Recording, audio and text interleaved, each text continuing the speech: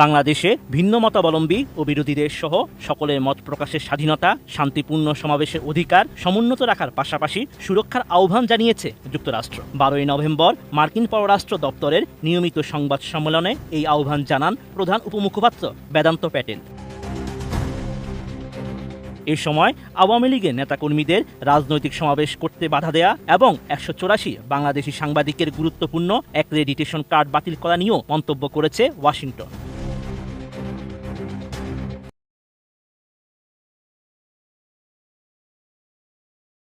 মার্কিন পররাষ্ট্র মন্ত্রণালয়ের নিয়মিত সংবাদ সম্মেলনে এক সাংবাদিক প্রশ্ন করেন, গত 10 নভেম্বর আওয়ামী লীগের সমাবেশে বাধা দেওয়ার ঘটনাকে যুক্তরাষ্ট্র কিভাবে দেখছে।